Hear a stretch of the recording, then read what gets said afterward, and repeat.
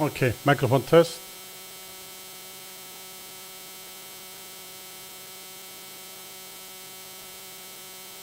Test. Okay, microphone test. All right.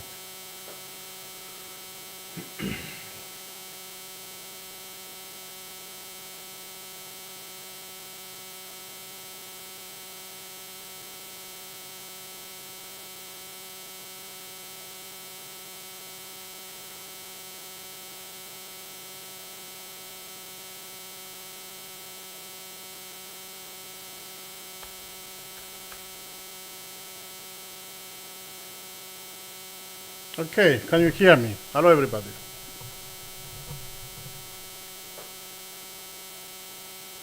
Let me see the microphone.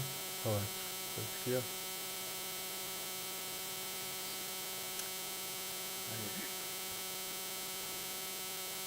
Sorry for that. Decided to make this live stream on the last minute. Okay. All right. Hello, Try Home G, Kevin, everybody watching. Hello, Kat. Okay, so we're gonna do a new live streams about Ukraine, about the situation in the last 24-48 hours. We're gonna also show some infographics, some slides. We're gonna show about also the war impact on the Ukraine population. Let me know if the chat, if you can hear me well.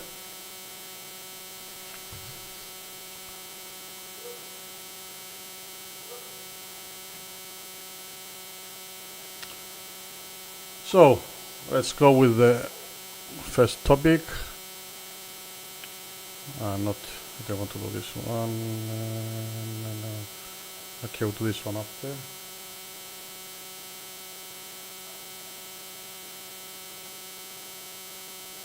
I have 2 PowerPoints open.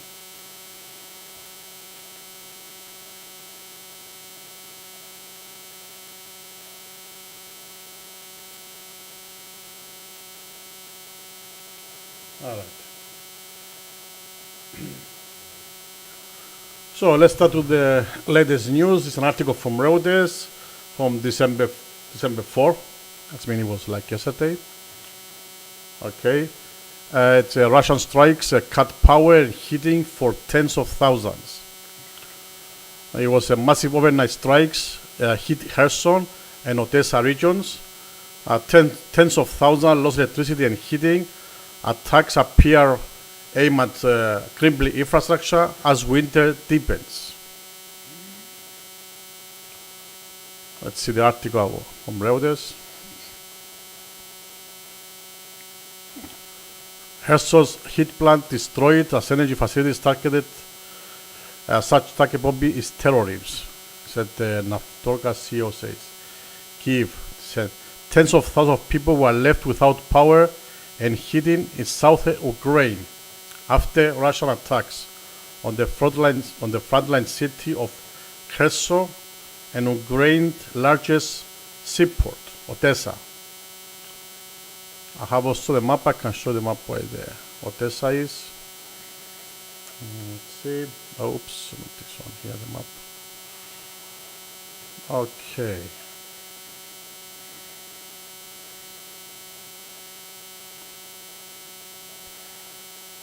Okay. Here it's Odessa. The seaport city, Odessa here. Kherson, it's here. Hello, Jim. Nice to see you back, my friend. Haven't seen you for some time. You're busy, I guess. Okay, so here it's Odessa port, and Kherson. Russia has sharply increased its attacks on Ukraine's energy and utility sector as winter approaches, plunging swatches of cities and regions into darkness. State oil and gas firm, a heat and power plant in the southern city of Kherson, had been almost completely destroyed. Regional governor said the attack left around 40,500 customers without heat. This is a purely civilian facility providing heat to residents, said the CEO. Such target bombing is terrorism. Kherson, a frontline city that was for several months occupied by Russian forces after Moscow's invasion of February 2022, comes under Russian missile, drone and artillery attack on an almost daily basis. Separately, Ukrainian energy company DTEC said on Thursday that Russia attacked its energy facility in the southern Odessa region overnight, leaving 51,800 households without power.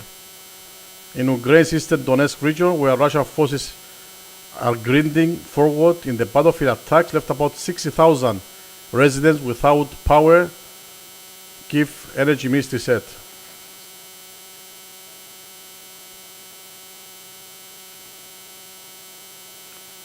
Okay, we also have some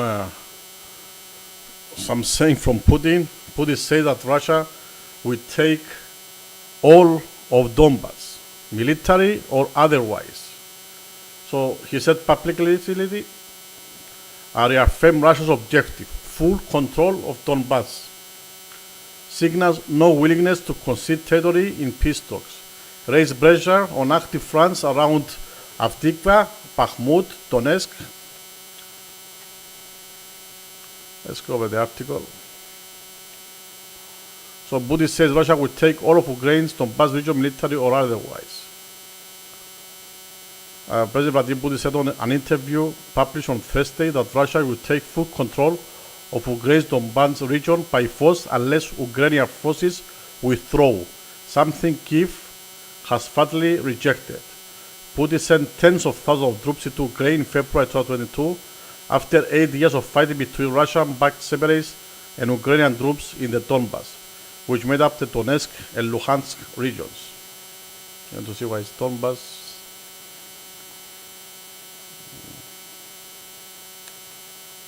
I have them.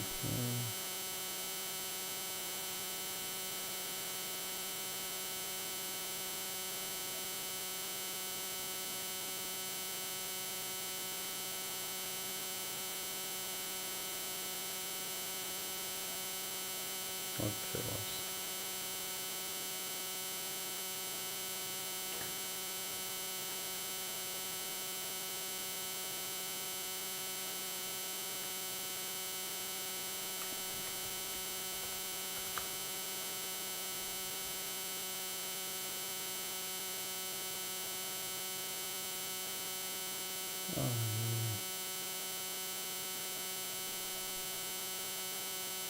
This is in the red. It's actually the what Russia took so far. On the with the cursors, it's the direction they are moving in. The latest one from let's go December 4th up to yesterday, December 4th. It's what actually they are moving now. Okay.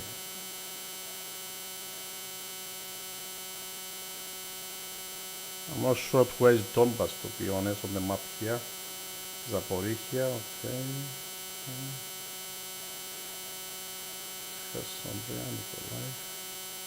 Okay, I'll find it later on. So Donetsk and Luhansk region, okay.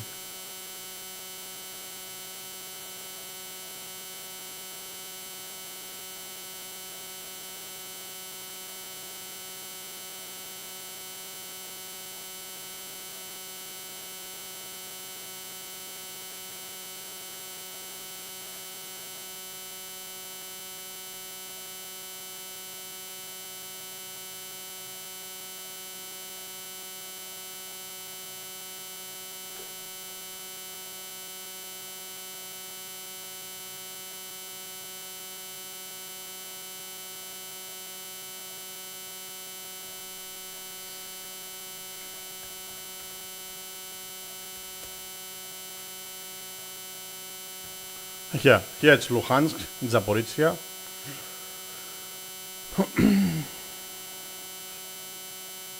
No, that's what it is. Luhansk there. Okay, Zaporizhia is here. Luhansk.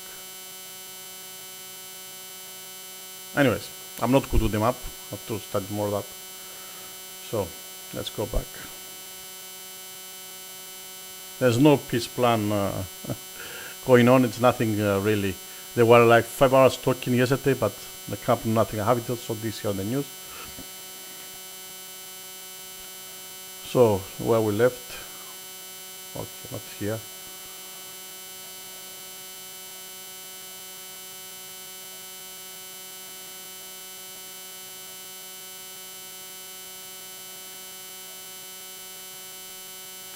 So either we liberate those territories by force of arms, or Ukrainian troops leave these territories. Modi told India today ahead of visit to New Delhi, according to clips shown on Russian state television. Ukraine says it does not want to give Russia its own territory, that Moscow has failed to win on the battlefield. And Ukrainian President Vladimir Zelensky has said Moscow should not be rewarded for a war it started. Russia currently controls 19.2% of Ukraine. That's a huge area, according to the size of Ukraine, including Crimea, which annexed in 2014, all of Luhansk, more than 80% of Donetsk, and about 75% of Kherson and Zaporizhia, and slivers of the Kharkiv, Sumy, Mykolaiv, and Dnipropetrovsk regions.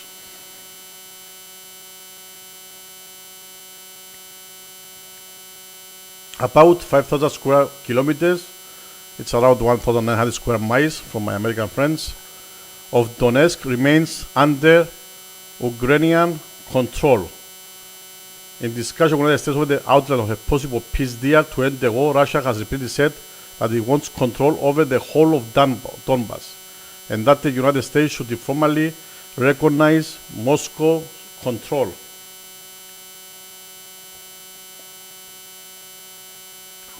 Russia in 2022 declared that the Ukrainian regions of Luhansk, Donetsk, Kherson, and Zaporizhia were now part of Russia after referenda that the West and Kiev dismissed as a sham.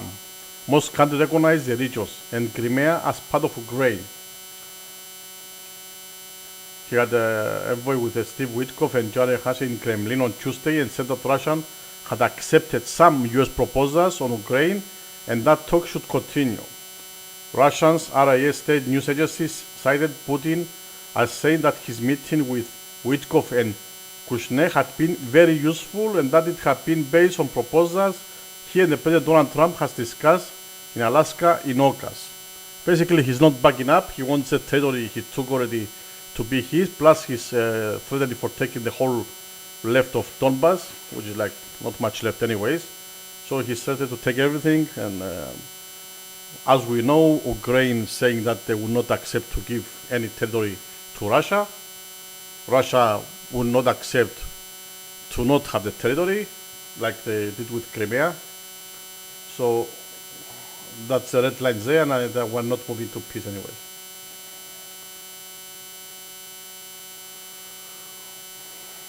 Okay, there's a drone footage. Okay. Drone footage shows devastated Ukrainian town almost encircled by Russian forces. Let me see, I have it here, the image. Okay, let me see how I can open this.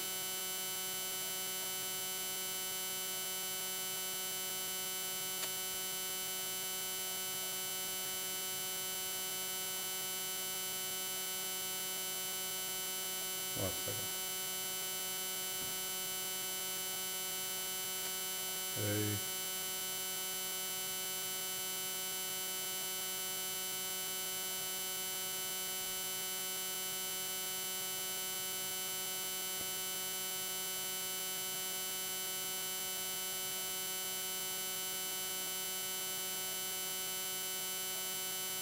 Okay, this is a drone footage.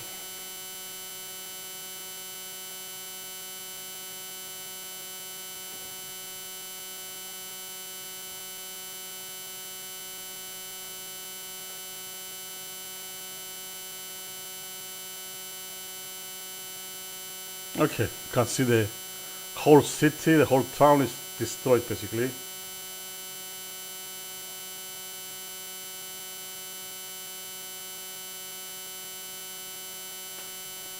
Okay.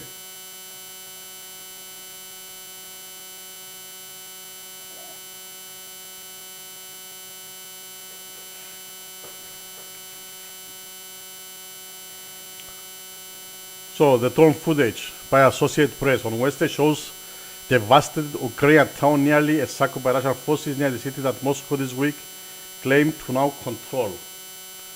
Barely a street appears to be untouched in Mironhat in Ukraine's eastern Donetsk region, 12 kilometers or 7 miles from the key logistics hub of Pokrovsk. Some destruction show fresh that smoke was still rising in the footage shot in the past few days.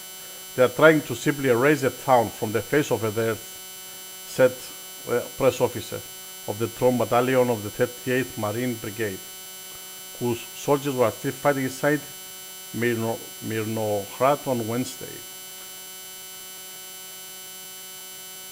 Kozesko said that while there was still a route out of Ukrainian troops, Russian efforts had made logistics in and out the town difficult.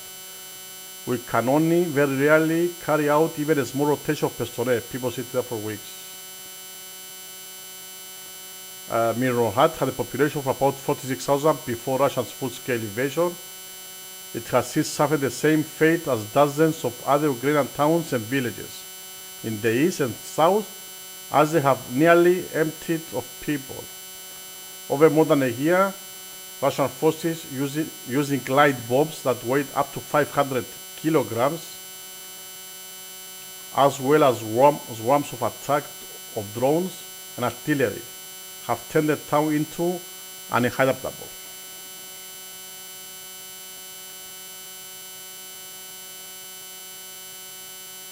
Kremlin Presidential aide Yuri Ushakov said Wednesday that Russia's progress on the battlefield had strengthened its negotiating position in talks with the United States on the U.S. drafted plan aimed at ending the war. The progress and nature of the negotiations were, of course, influenced by the Russian army's battlefield successes in recent weeks. This development had a positive impact on the negotiations. So basically, what I said before, what they took already, what they occupied, they are negotiating to keep it.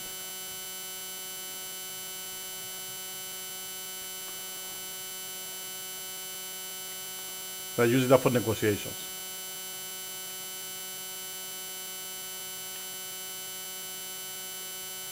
So let's go to the section 4.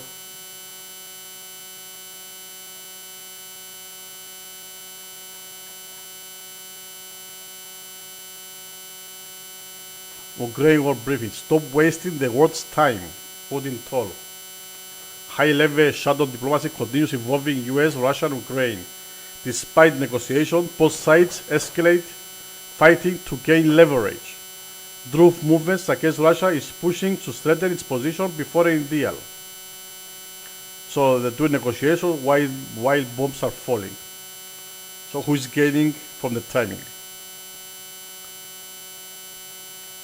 Ukraine's Foreign Minister Andriy Sybiha has demanded Vladimir Putin stop wasting the world's time, while the UK Foreign Secretary Kube said the Russian president should end the bluster and the bloodshed and sit down to negotiate peace.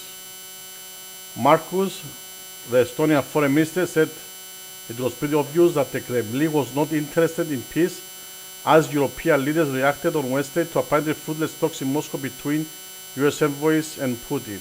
Now, I don't really agree with the article because I don't believe that Putin is not interested for the peace. It's actually the Europe maybe is not interested for peace, from what we've been seeing.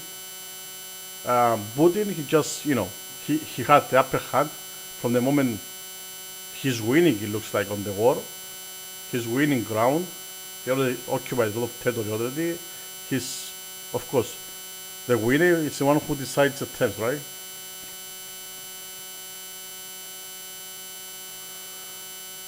So,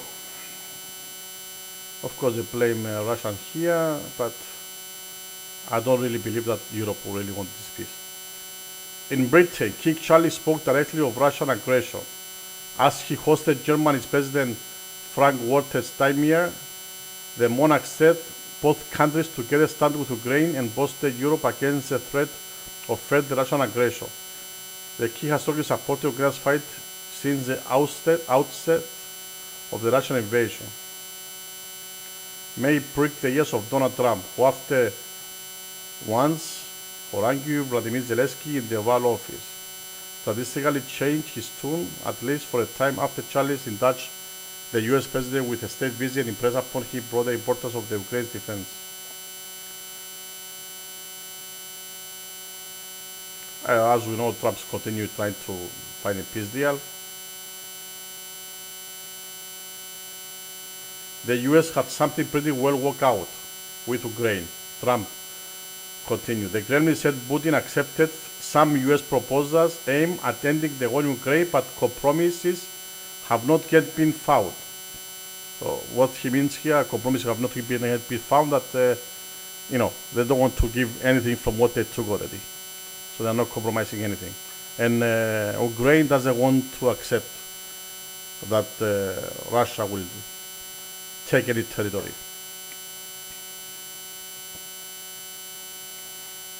Let me have your thoughts on the chat. Yeah, I like to hear you on the chat. I don't like to talk by myself here. Let me have a look on the chat. Let me see what Jim says. Russians during the past week have made small gains while losing some vehicles and manpower. Okay. Give international issue of sociology. Paphos 2016. 15% of Ukrainians completely rule out accepting a peace deal that will freeze hostilities among the current.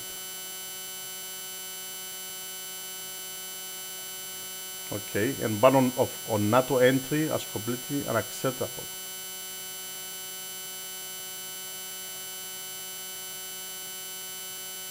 Russia to meet the Russian conditional peace proposal, which includes Ukraine's full withdrawal from Donetsk and a ban on NATO entry as completely. Yes, of course, the Russians will not accept Ukraine to join NATO. This is what actually maybe the reason the war started.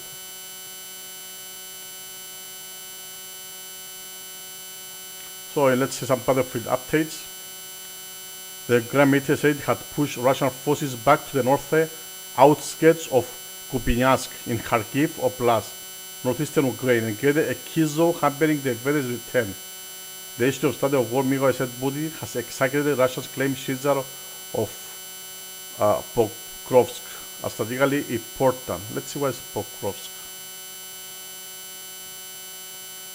Okay. Here's Pokrovsk. And actually we see they are pushing on this direction and this direction over Pokrovsk.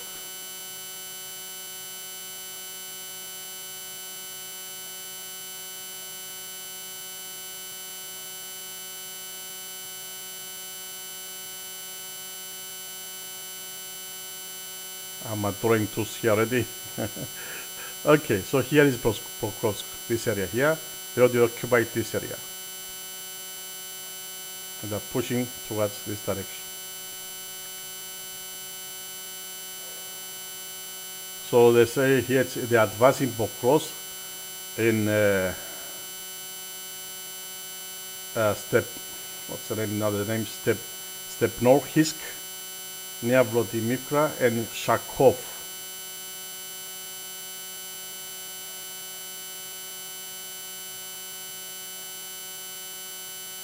Let's see, where is the Steponisk? Let me put this on the screen so you can see. Actually, from the latest from the deep state map. Okay. Let me see, do I have a zoom here? No.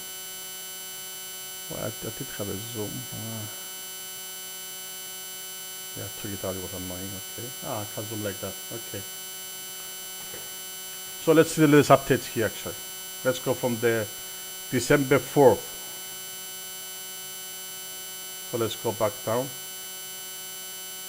from November 30. So they advanced near Rivnopilia, Huliapol, Stupovsky, and Voryzhanske. See where is that? Okay, here is Runopilia, Solvetsky. Okay, this area. This is all the area in red, what they already occupied.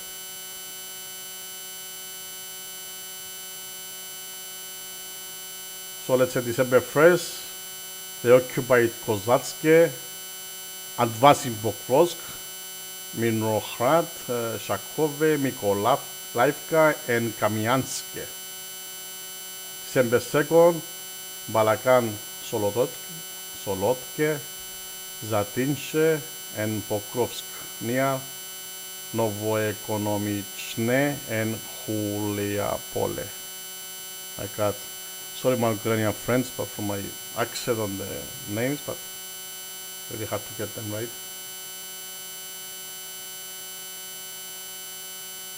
December 3rd, these are towns here. You can read them right on the screen. Vochansk, I don't want to say the names. The names are Vaznia, Siversk, and Brimka. You can see on this map, deep state map. I'm sure most of you who've been watching Ukraine for time now, you know this map. We can see how they are moving. Let's say, for example, can go back. Let's say go back here. Let's try 22. Any date. This is how it was in April 2022. This is how it's in April 2023. Let's say on April 2024. And let's go December 4th, 2025. So I know the news, they say that Russia is actually losing and stuff, but looking at the map and looking at the areas they already occupied, I don't think they are losing really.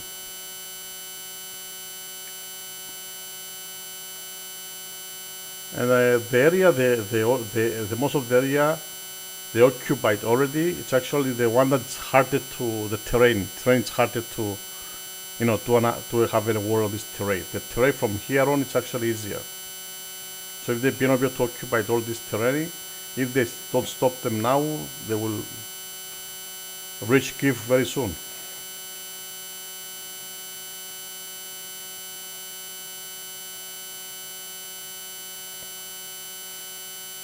So let's go back to the article.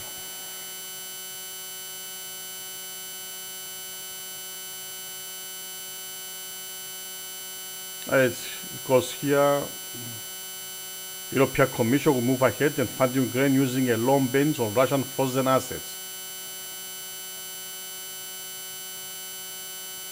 The UN General Assembly has called for immediate and unconditional return of Ukrainian children forcibly transferred to Russia.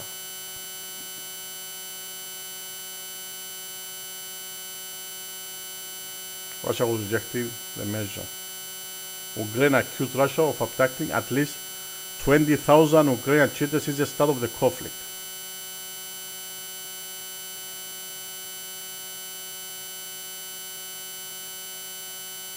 Australia and New Zealand will become the first non-NATO countries to contribute to a fund buying critical military equipment for Ukraine. It includes a 50 million contribution to per the prioritized Ukraine requirements list, under which NATO buys arms for Ukraine from the US.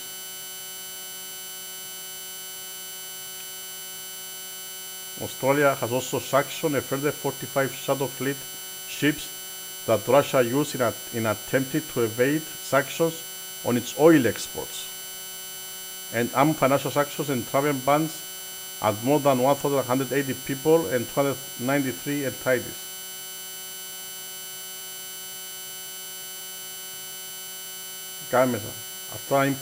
Australian imports of Russian energy products have fallen from 80 million to 0. However, a sanctions of loophole has allowed Russian oil products refined elsewhere to find their way to Australia.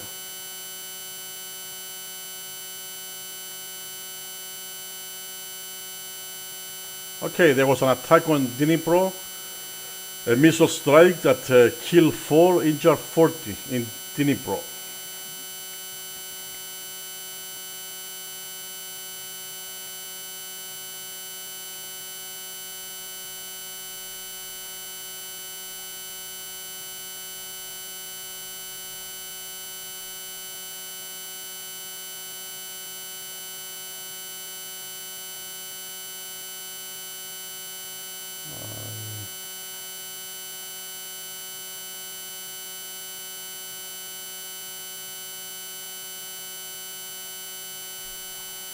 So, Ukrainian officials claim Russian missile strike killed 4, injured 14 in Dnipro.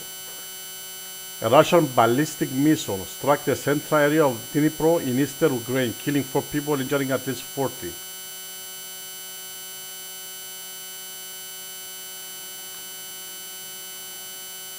The head regional administration, Havaneko, said on Telegram that the majority of the wounded have been hospitalized, including 11 in serious condition. He also added that search and rescue efforts at the site have now concluded. Ukraine State Emergency Service reported that 4 people were rescued from the rubble. All fires were extinguished and a 4-story office building along with 49 cars sustained damage. The Dnipro City Council head, speaking at the scene, said the strike on the city center was carried out with a Russian ballistic missile.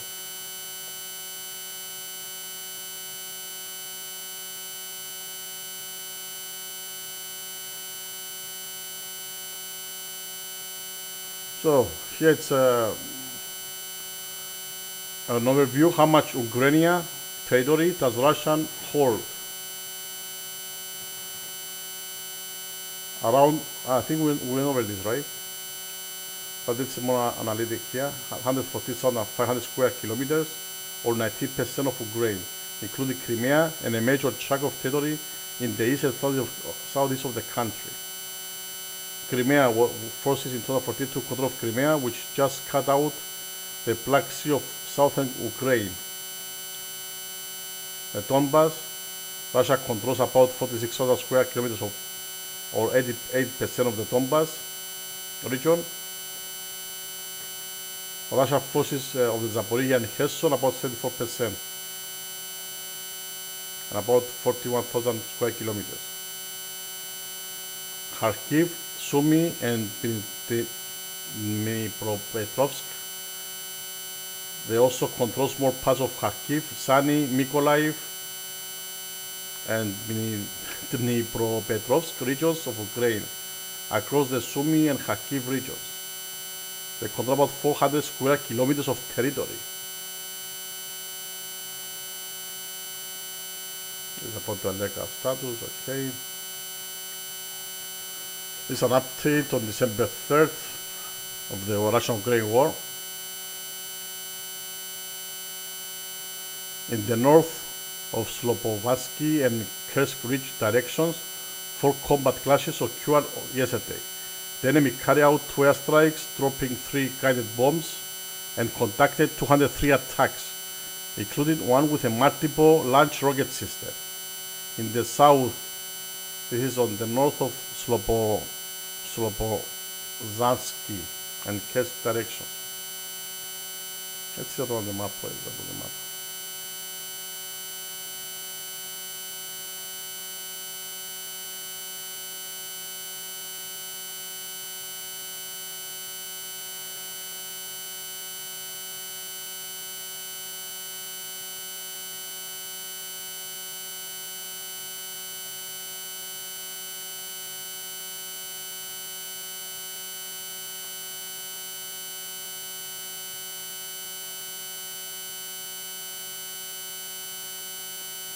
Okay, looks like I have to really study this map. Not easy to find, but it will be easier to find it, all the regions. In the Kupiansk direction, 2 combat clashes occurred yesterday. Ukrainian defenders stopped enemy assault actions near Pichane and Petropavlivka. In the Liman direction, They attacked 10 times, attempting to break through Ukrainian defenses in the area of Nadia, Perilav, and all these cities here. In the Sloviansk direction, 10 enemy assaults. In the Kramatorsk direction, the enemy attacked Ukrainian positions 3 times near Chashiv Yar. In the Kostyantynivka direction, they launched 29 attacks near my god, these names, sorry. In the Pakros direction, Ukrainian defenders stopped 45 enemy assault action near Nove Chervony, Liman. Okay, better I don't say these names. I'm sure I'm saying wrong. Okay, this is the article. It's actually from newsukraine.rpc.ua.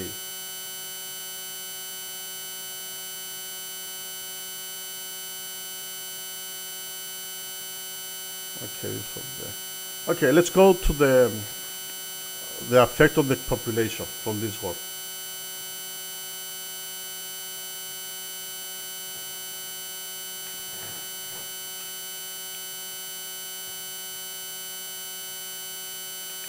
Okay, Ukraine population collapse and war impact overview.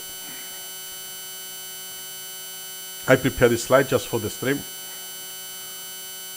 Sources I got it from the internet, of course. Ukraine war impact on population. More than 10,000 deaths reported in Ukraine. This is for the until 22nd of June. It's a source by BBC analysis collected by BBC.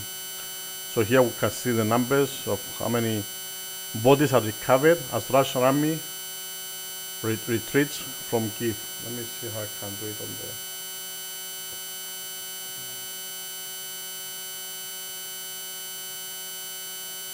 Let's bring my magic cursor on the screen. So more than 200 reported. With the blue, you can see how many bodies are recovered as Russian army retreats from Kiev. This is how many deaths they recovered from Kiev. And these are actually Russian army bodies. And this is on the red is military. The blue is civilians, and the red is actually military or unknown. So you can compare how many civilians have been killed and how many were military. Okay, this one here shows the population of Ukraine from the 1950s up to 2100, like prediction there. How it was, you can see here how it was this is in millions. So it was around 38 millions in 50s. It was increasing up to the 2000. It was above 50 million population, and then it started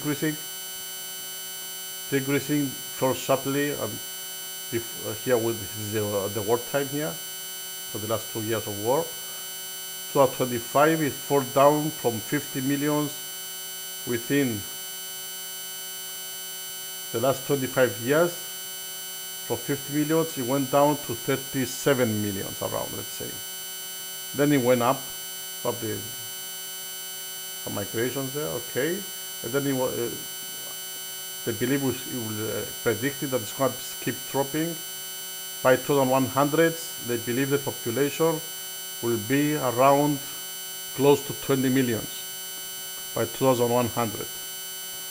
So the drop is from over 50 millions in 2000, and with 100 years, the population will be down to 20 millions. That's more than 100% actually, from more than 50% and less than double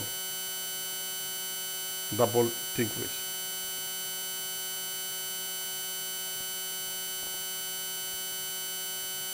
This is according to the Ukrainian war impact on the population.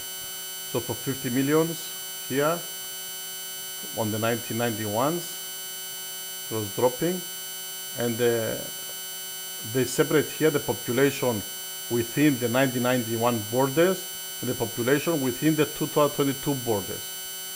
So from in 2015, around 45 millions in the 91 borders, and around less than 40 million, around 39 millions, let's say, in 2016 within the 2022 borders. And you see how it's dropping down, both of them. By 2023, it was a little bit over 30 millions for the 2022 borders. We were living in those borders, and about 36, 37 millions. But you see the sharp decrease here in 2023.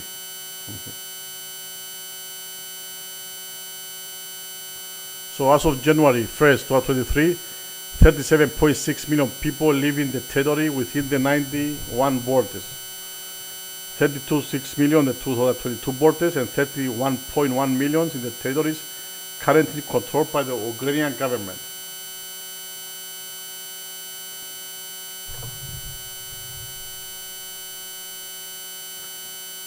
So that means the population loses within the 1991 borders exceed 14 million.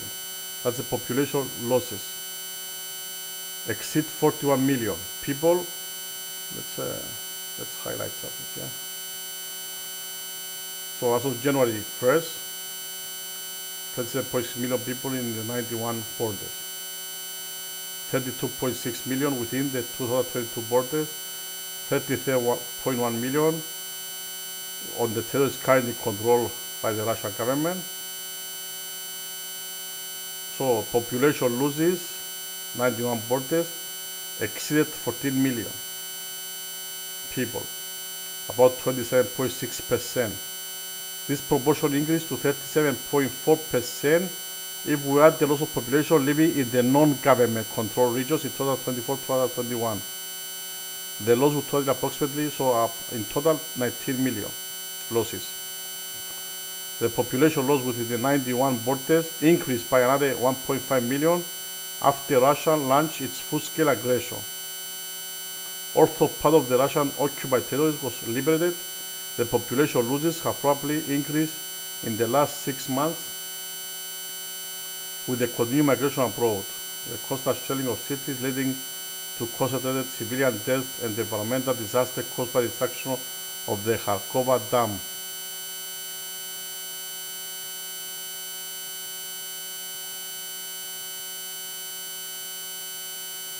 So population decline from 91 to 2004. Other graph here show the steep decline of the population. We went from 50 million in the 90s down to a little bit more than 20 million by 2025. This is a future population prediction from 2024 to 2040. So they're predicting that by 2040 will be just 20 millions. So why the population falling? Military casualties and civilian death, mass migration to European countries, low birth rate, accelerated by the war conditions, and occupied territories losing population, long-term demographic imbalance. The source for this, it's many sources online, UN Population Division, World Bank Population Data, Ukrainian Government Statistical Service, IOM Displacement Turkey reports, and they are based on public demographic models. So let's go a little bit on the Israel and Gaza. There are some news also there, and just so before I start the stream, so I can go over them.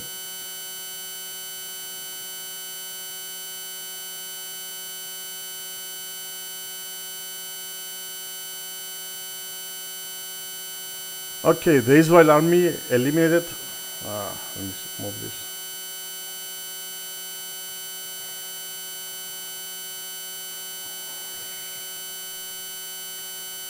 So the Israeli army eliminated 4 Hamas terrorists fleeing a tunnel in southern Gaza.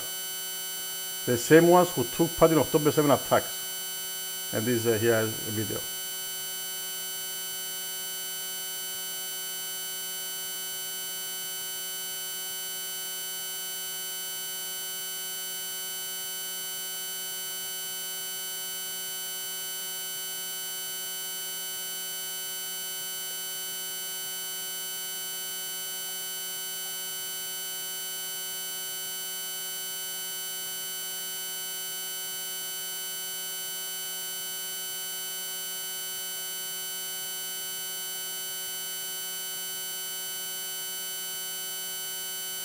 He said, during my tour, I spoke with some local residents about the issues that concern them, but there's consensus among everyone. First, everyone hates what was previously known as the Jenin Battalion.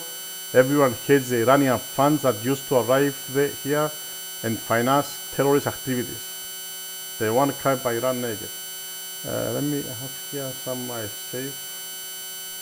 Where is it? It's on my channel.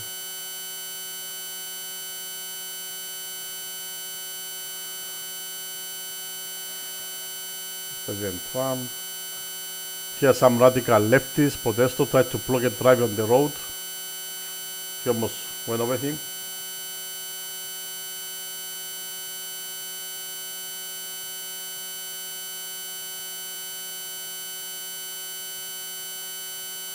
Yes. The IDF fights radical Islam on behalf of the entire free world. Okay. Syria front update. Reports say the IDF is expecting to secure those on Syria's side of the Golan from Hermon to the Jordanian border. New defense positions, coordination with local troops, and long-term northeastern security motion. Okay.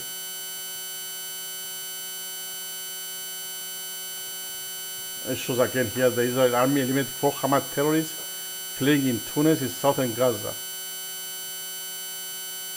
Let's see how sound is here. Oh. That's the terrorists here, yeah.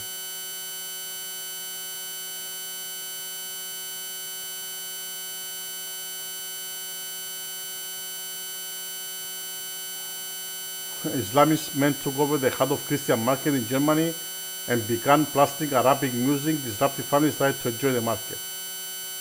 Okay, I mean, we respect our religion. We don't bother them with our religion. Why do you bother us with our religion? What is this now?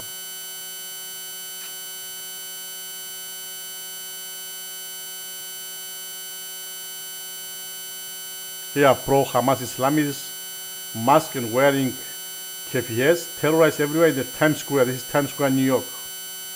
They attacked police officers, broke things, and shouted, Allahu Akbar. Okay, there's an explosion here by the IDF. Let's see the translation.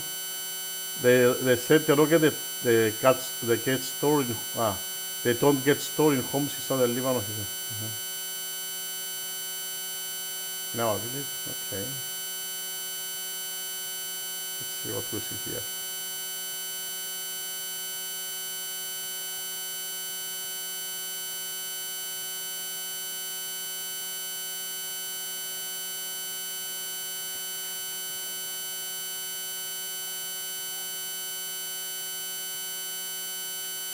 So it must be, it's in Lima, no? Let's see. The post by the IDF, okay. Avichai. Israel strike on December 4th in Mahrouma, southern Lebanon, targeting what the IDF claims is a Hezbollah rocket storage site embedded in a civilian home, aiming to highlight risk locals from the group tactics. Reactions to the post divided. There were some reactions, of course. Those strikes follow November. Okay, ceasefire. Okay, so they attack a Hezbollah.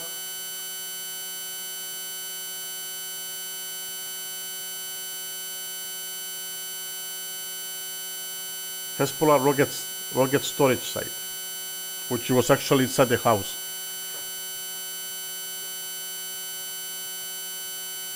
Okay, that's all I had for you today. I hope you enjoy it. I try to make these streams daily, organize a bit more to make them more efficient. I'm running the last moment to make them. So don't forget to subscribe, like the button, press the like button. You can join, become a member on the channel. You can comment down on the chat. Let me know what kind of streams you would like to see, which news you want to be covered, and we'll take it from there. I hope this stream was informative. I hope you found value on it. As I said, I need to work a little bit more myself actually to gather the information faster and do the streams more efficiently. Anyway, thanks all for watching. Subscribe, press the like button, and see you on the next one. We do have the 24 hours non-stop, the Venezuela camera live stream, so I will direct you there. And we're gonna keep doing streams more often from now on.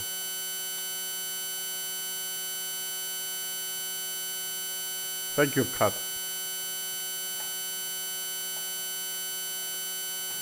I know I'm a little bit disorganized on the way I'm doing these streams, since I wasn't doing this kind of stream before. I didn't follow grain for a long time, but I will try it from now on. You know, once we do more streams, I'll get more used to it, and I'll find my way through them to gather the information faster and do the streams faster.